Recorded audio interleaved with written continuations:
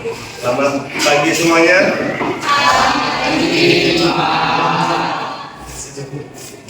Apa kabar hari ini? Baik. Oke, selamat pagi Namo Buddhaya semuanya. Selamat pagi, Pak. Sebelum kita melakukan kegiatan pembelajaran, Bapak akan memperkenalkan diri dulu. Ya, nama saya Bambang Kunarto SAG. Ya, berasal dari kampus Sekolah Tinggi Agama Buddha Negeri Sriwijaya, Tangerang, Banten, yang akan mengajar di kelas 11 AKL 3 di Sekolah SMK Negeri 8 Pontianak yang beralamatkan di Jalan Parwasal Dalam, ya, Kecamatan Pontianak Utara, Kota Pontianak, Provinsi Kalimantan Barat. Terima kasih. Baiklah, sebelum pembelajaran kita mulai, kita akan berdoa yang bisa dipimpin oleh saudara Hendy. Silakan berdiri semua.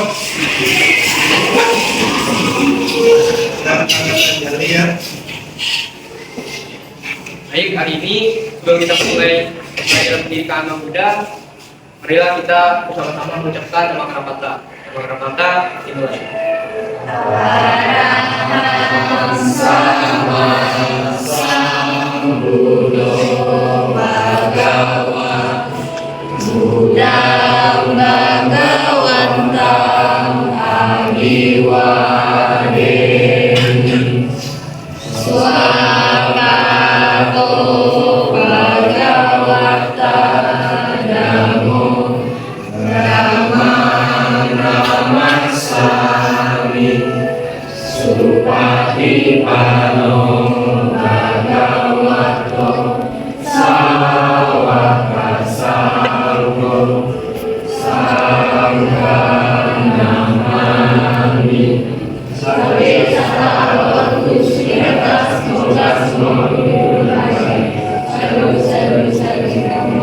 Silakan untuk kembali.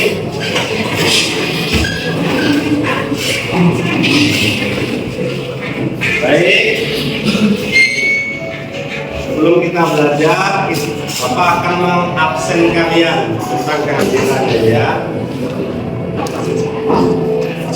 Saudara Jason hadir? Hadir. Hengki? Hadir. Henry hadir? Henry hadir?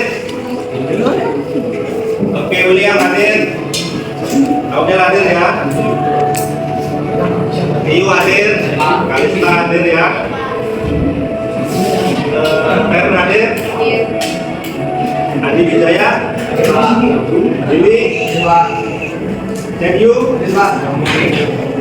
Hengki? Oh, sudah, ya? Leonardo?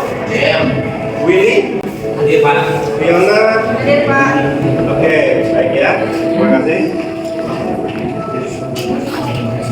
Baik, pada kesempatan ini kita akan belajar di materi bab 8, yaitu tentang Tilakana, subbab tentang ketidakkekalan atau anicca. Henry, ini kursi 1, 2, 3, jadikan satu mejanya tempel. Ya.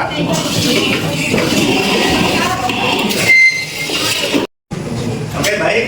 Setelah dibuat kelompok, kalian berdiskusi, ya, dengan materi tentang ketidakkekalan atau anicca, tentang apa membuat studi kasus, apa itu anicca, bagaimana polanya, dan itu menimpa pada siapa saja, ya, perubahannya seperti apa. Nanti kalian buat sebuah laporan yang akan dipresentasikan, ya. Jelas semua, ya? Oke, ini kelompok 1, kelompok 2, kelompok 3, kelompok 4. Oke, ya? Silakan, selamat mengerjakan.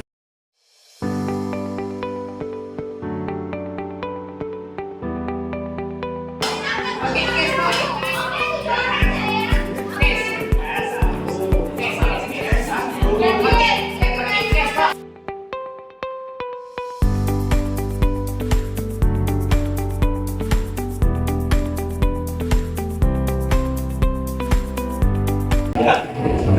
Sebelum kita mulai, saya akan coba bertanya ke saudara Jason. Apa itu ketidakkekalan atau anicca, Jason? Bisa dibilang tuh gimana ya, definisi kayak gitu tuh tanpa tidak ataupun tanpa jadi supaya gimana tuh atau itu menunjukkan bahwa cinta itu tuh tidak abadi, jadi kita tuh tidak kekal. Oh, tidak abadi ya. Oke, terima kasih. Untuk Yolanda, apa sih contoh ketidakkekalan tuh? Seperti manusia yang hidupnya kan yang nggak selalu, misalnya dari bayi ini pasti akan bertumbuh menjadi dewasa, remaja dan dewasa, itu sama sekali itu bisa disebut tidak kekal. Kekal. Baik. Hengki, siapa saja yang mengalami ketidakkekalan? Bisa berupa dia baik pikiran, mental, berupa perasaan dan pikiran. Kira yang lebih spesifik bisa manusia, Manusia, terus hewan, hewan, terus tumbuhan. Oke, terima kasih. Baik ya, itu sebagai pengantar pertanyaan pemantik saya ke kalian untuk lebih memperdalam. Baik, kita akan mulai masuk ke materi kita. Yaitu pada hari ini kita akan membahas tentang apa itu anicca, konsep memahami ketidakkekalan dalam ajaran agama Buddha. Ya, apa itu anicca? Definisi anicca adalah ketidakkekalan, perubahan yang terus-menerus dalam segala hal. Ya. Terus ada 3 corak umum anicca yang merupakan salah satu daripada tirakana yang menjadi fundamental. Apa itu 3 corak umum itu dalam tirakana? Yaitu anicca, dukkha, dan anatta. Ya. Untuk kesempatan ini kita akan berbicara tentang apa itu anicca. Anicca itu adalah konsep ketidakkekalan yang dipelajari dan dibicarakan oleh seluruh umat Buddha. Apa isinya? Yaitu tentang suatu perubahan yang ada di muka bumi. Ya, bahwa di dalam agama Buddha itu apa yang ada di bumi ini semuanya tidak kekal. Ya. Bisa menimpa kepada makhluk hidup, manusia, hewan, dan tumbuhan. Sebagai contoh, manusia ya, lahir berubah menjadi remaja, bekerja menjadi dewasa menjadi tua, meninggal. Begitupun dengan hewan, konsepnya sama, dia dilahirkan, membesar, menua, meninggal. Tumbuhan juga iya, berasal dari biji-bijian, tunas, dia remaja, dewasa, tua, dia mati. Itu salah satu konsep nyata dalam ajaran agama Buddha. Seperti kita, awalnya kita seperti itu, lama-lama menjadi hitam. Betul. Oke, anicca dalam praktik meditasi. Pertama, itu adalah observasi tentang nafas ya. Bagaimana memperhatikan perubahan nafas secara sadar dan terus-menerus. Seperti kita lakukan ketika meditasi, ketika jam-jam peralihan kita diajukan. Ya, bagaimana kita relax, fokus kepada keluar masuknya nafas. Itu adalah salah satu meditasi nyata yang kita lakukan. Kedua, mengamati pikiran dan emosi ya. Mengamati kemunculan dan menyanyi tanpa keterikatan ya. Yaitu bisa dengan jawaban. Bagaimana emosi kita tuh kadang meledak-ledak. Apa contoh? Bisa meditasi, kita bisa menyelaraskan. Bagaimana kita setiap apa? Melaksanakan nafas kita itu bisa mengatur emosi kita yang lainnya meledak dengan mengatur nafas serta meditasi itu bisa membuat kita lebih relax, ya. Terus melepaskan identifikasi, latihan melepas keterikatan pada hal-hal yang tidak kita. Ya. Kita berusaha bagaimana melepaskan semua melekatan. Contoh yang paling simpel, handphone. Selama ini handphone seolah-olah seperti yang keakuan banget gitu. Bagaimana ketika kalian bangun tidur, yang pertama kalian cari itu handphone, betul ya? Betul.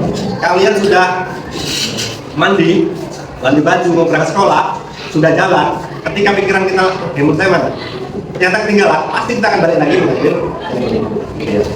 Next, anicca dan kebahagiaan sejati. Pertama itu kebahagiaan fana yang tidak abadi, yaitu berkaitan tentang apa? Kebahagiaan dari hal sementara, bersifat sementara pula. Yang kedua, kebahagiaan sejati, berasal dari pemahaman dan penerimaan ketidakkekalan. Yang ketiga, kedamaian batin. Oke, lanjut tentang tantangan dalam menghadapi anicca. Di sini ada beberapa poin, yaitu tentang kekuatan perubahan, kemelekatan pada ego, kembangkan kesabaran. Ya, perubahan bisa menimbulkan kecemasan dan keresahan. Gitu ya.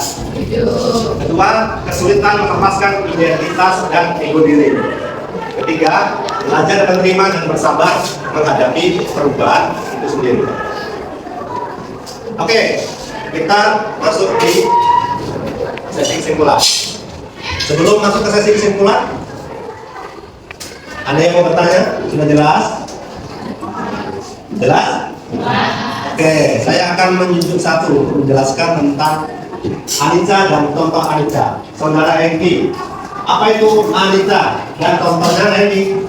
Jangan berarti ketidakkesalaan yang bisa diartikan sebagai sesuatu yang muncul terus baru atau mengalami perubahan, baik apapun yang berada di alam semesta, di fisik, mental, berupa pikiran dan perasaan. Contohnya, kita bisa mengambil sebuah kutipan dari pemain sepak bola terkenal yang bernama Cristiano Ronaldo, yang dimana ia mengalami fisik yang tidak kekal. Walaupun untuk sekarang Cristiano Ronaldo berada di fisik yang prima, namun seiring waktunya berjalan, fisiknya juga akan terus berubah dan menurun. Oke, terima kasih. Baik ya. Artinya dari salah satu pertanyaan saya, kalian bisa memaknai apa itu Anica. Oke, di titik kesimpulan pada pelajaran hari ini, yaitu kesimpulan hidup selaras dengan Anica. Apa itu? Pertama, Anica tidak terpisahkan. Ya. Ketidakkekalan adalah bagian daripada alur hidup. Kedua, menerima dan memahami membawa kedamaian dan kebijaksanaan sejati. Ya. Pertama, latihan berkelanjutan. Yang terakhir ya, mengembangkan kesadaran tentang ketidakkekalan setiap hari. Jadi kesimpulannya itu, ya, bagaimana bahwa Anica itu ada di setiap detak nafas kita. Selama kita hidup untuk mengalami perubahan, baik secara fisik, baik manusia. Dan sebab itu, kalau mempelajari materi ini, tentunya kalian, saya berharap lebih memahami, mendalami konsep kebudayaan kita. Supaya apa? Supaya kita itu tidak melekat dengan kehidupan duniawi yang sekarang kita lalui ini. Ya. Baik ya. Baiklah.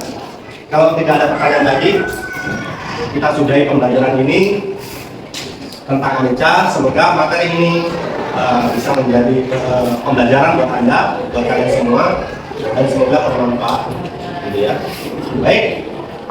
Untuk menutup pembelajaran pada hari ini, kita akan tutup dengan doa yang akan dipimpin oleh saudara Jolanda. Silakan Jolanda. Silakan berdiri semua. Untuk materi pembelajaran pada hari ini, mari lakukan sama-sama membacakan nama kata. Nama kata dimulai.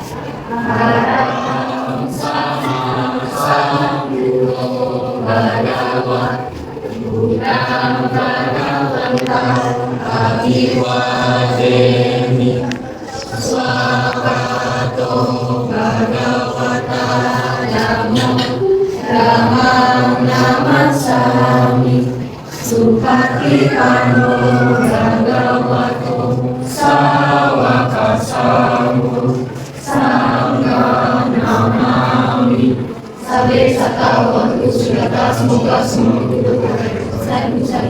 Oke, terima kasih semuanya. Selamat pagi dan namo buddhaya.